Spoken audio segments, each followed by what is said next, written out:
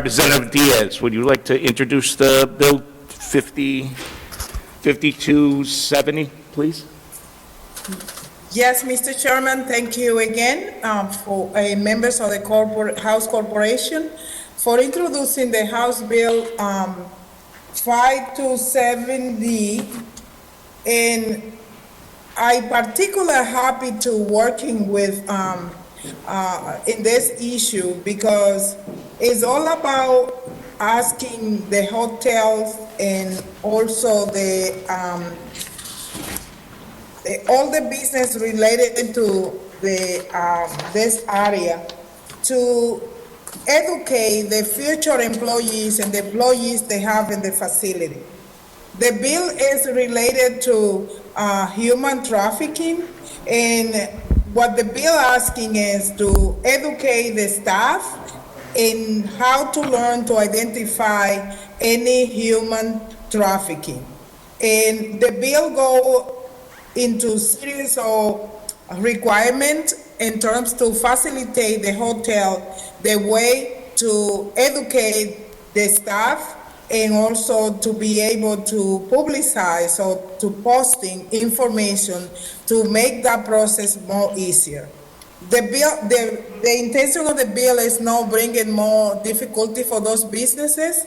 It's just to take an opportunity of the hotel when many times people and doing wrong things against humans and try to doing such a difficult things like human trafficking. The bill also asking the hotel to be able to contact the law enforcement and to let them know if they see any indication of human trafficking in their facility. Again, it's not imposing any mandate situation with the hotel, asking them to acting or doing anything. It's just educate the hotel, educate the staff, and then be able to have a process and protocol in order to call the police or the law enforcement. So thank you so much. It's a good bill, and I hope you all supporting this. Thank you. Thank you, Representative. Is there any questions? Rep. Chippendale? Thank you, Chairman.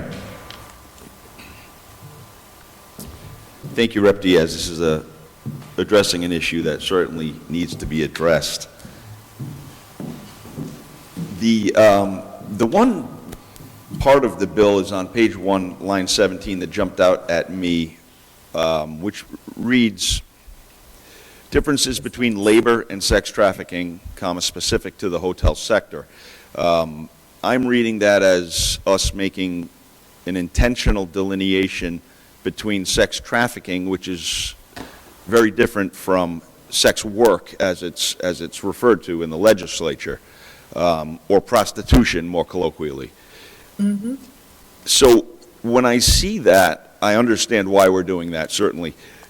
But I have concerns that we're placing these requirements on the hotel owners and their staff to be able to make distinctions and to point and to determine whether or not trafficking is occurring.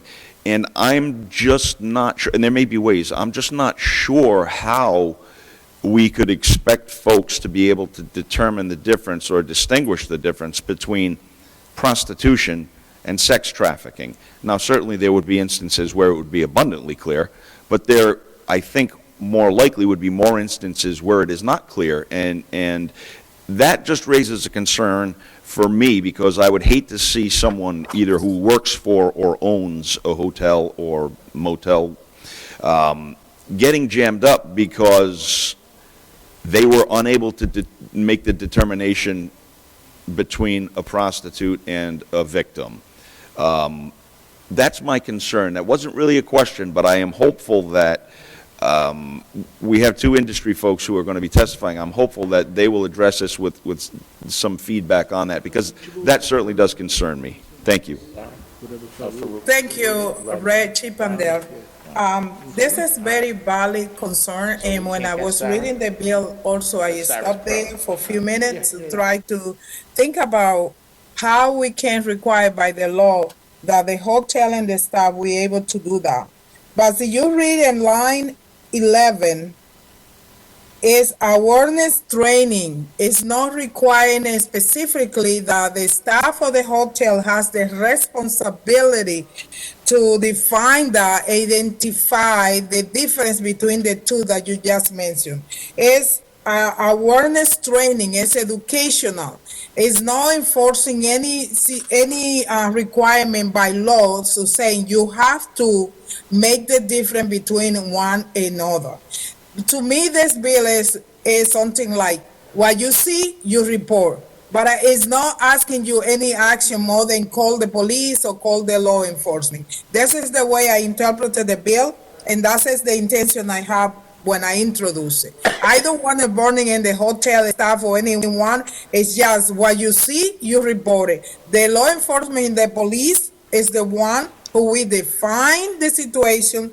We define if they need to do intervention and define what kind of action they need to take from there. Because in many cases, maybe the observation cannot be something that is truly a human trafficking or other situation, can be misled by staff of the hotel.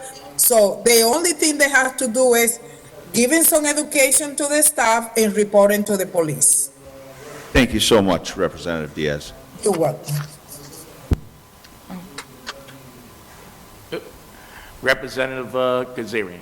Oh, thank you, Chairman. Whip Kazarian. Oh, thank you, Chairman. I just want to also commend Chairwoman Diaz on this legislation. I went to a conference once, and they were talking about the issue of sex trafficking, and one of the things that was so astonishing to me was how rampant this issue was, and it was for all different types of hotels, motels. Some of the nicest hotels have this issue, and some of the seediest do as well. So I was really shocked to see that statistic and to see that data, and I think this is great. I think this would really help our hotel industry here. So thank you again, Chairwoman, for introducing this. I think it's great. Thank you, Whip. Is there any other questions of Representative Diaz? Lou, anything on the chat? Nothing? All right. We're going to move on to witnesses. We have Representative of Rhode Island Hospitality, Farouk Rajab. Sorry, we're going to Sarah first. Sarah Bratko. Yeah. Sarah, you there? Sarah, the floor is yours. Hi, thank you. My name is Sarah Bratko, here on behalf of the Rhode Island Hospitality Association. Human trafficking is a very real problem internationally in the United States and here in Rhode Island.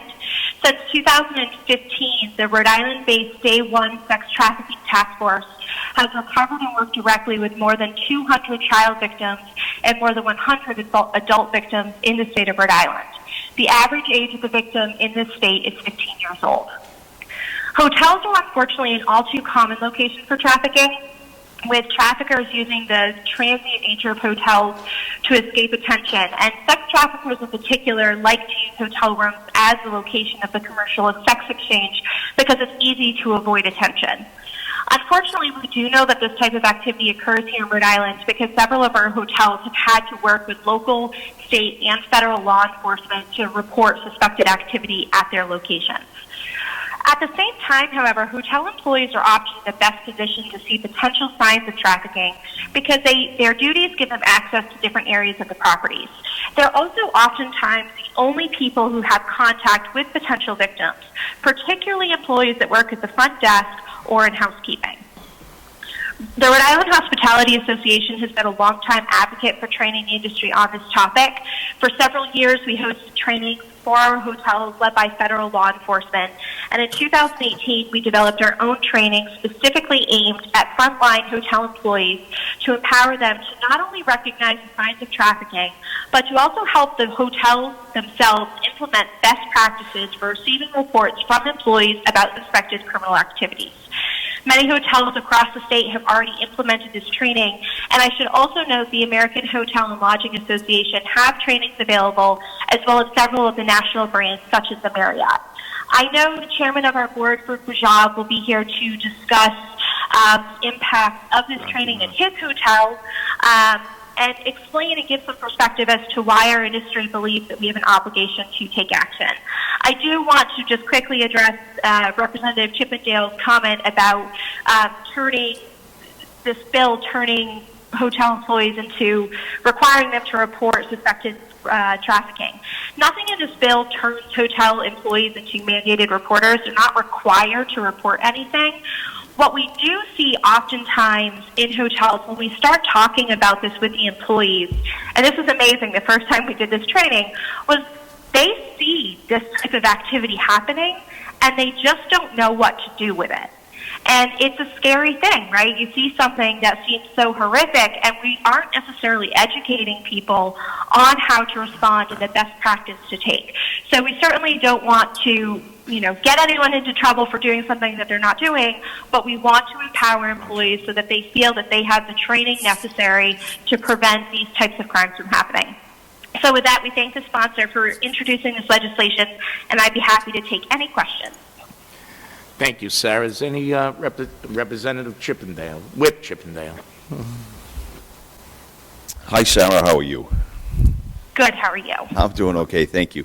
So the industry doesn't have any concern. In the last section, page 2, line 16, where we talk about basically a good faith indemnification of liability, we're stating that an operator, owner, employee who complies in good faith shall not be liable for any act or omission arising out of or related to human trafficking. So if we are going to allow folks who make a good faith effort, or we're not going to hold them liable, I think the inverse has to be considered. That means there are folks we will hold liable. What is that liability? Is that liability damages from a victim? Is that liability for fines from the state for not maybe the proper signage or training? Did your industry have any concerns with that language, the liability language? We did not actually, and the reason behind that is because there is actually a federal statute that requires or essentially makes businesses that may be what the term they use, complicit in human trafficking, liable for damages to those victims. And the reason behind that is they didn't want businesses to say, all right, well, these people are paying for a hotel room, it's okay that they're doing something and committing a crime. And so the federal law on human trafficking does provide some type of liability, particularly on hotels, if they don't take steps to prevent human trafficking. So this legislation is very in line with what that federal language says. And it's not about necessarily, we don't want to get anyone in trouble, but we do want to incentivize hotels to take appropriate action. And we believe that with the required training and the required signage, and by giving employees access to this information, they will make sure that they're not turning a blind eye. Thank you for all of that information, Sarah. I appreciate it. Thank you.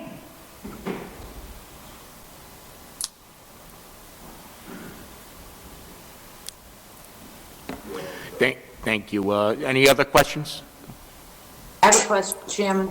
We have one, Speaker Pro Tem Lima? Deputy Speaker, thank you, Mr. Deputy Chairman. Speaker, I'm sorry. No problem. I have a question, Sarah. Has anyone in your industry ever expressed concerns for their safety or their family's safety? Because we know that the people involved in human trafficking are very violent people, a lot are in gangs. So that my question is, has anyone ever come to you or expressed concern that if they did report this, they would be concerned for their safety? That's a great question, and that is actually an essential of our training that we offer to the employees. The first and foremost is to make sure that the employees themselves are protected. So we make sure whenever we do this training that the employees are told it is not their job to individually intervene in a suspected trafficking case. What the training does and best practices implement is to give them the avenues for how they are to report suspected criminal activity to their supervisors, who will then take action in a and contact the appropriate law enforcement. That's always the concern. I think as we go through the training, we always tell people, hey, if you've ever seen that movie Taken, don't do what Liam Neeson does, right? That's kind of the part how we frame it. But it's about giving people the education that they need for what they're supposed to do so that they don't inadvertently put themselves in danger. Thank you. Is there any other questions for Sarah? Lou, you see? Representative Potter, you have the floor. Thank you, Mr. Chairman. Ms. Bratko, thank you for your testimony. I wonder if you might be able to just elaborate a little bit in terms of what the training consists of, specifically to how an employee would identify sex trafficking in comparison to sex work or just regular prostitution, as Rep. Chippendale had referred to it earlier. Are there any Absolutely, and that is specific? a challenge in this, and that's because they oftentimes will look the same. I will just put the caveat of prostitution is illegal in the state of Rhode Island, and so whether it is sex trafficking or prostitution, both are criminal activity that really should not be occurring.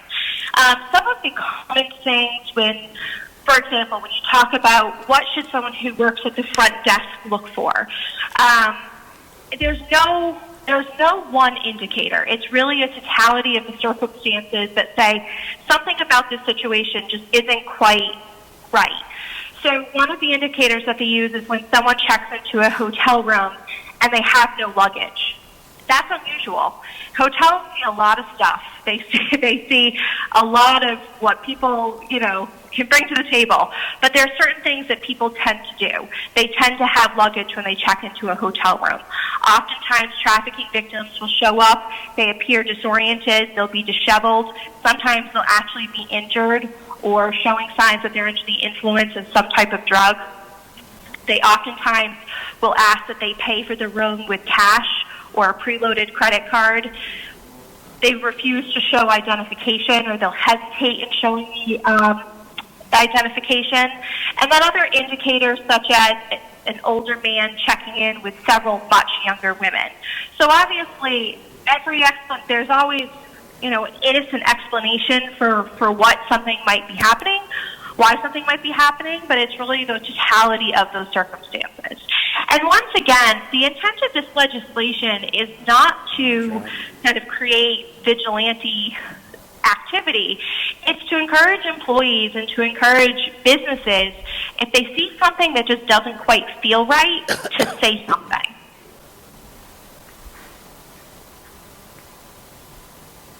Thank you. Thank you, Representative. Is there any other questions? Lou? All right. Thank you, Sarah. We're going to move on to Thank you. also from the hospitality industry, Rhode Island Hospitality, Farouk Raja.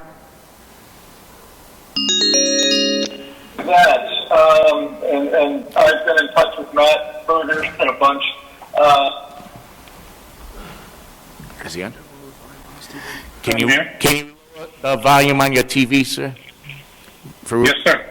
Thank you. The floor is yours. Oh, thank you.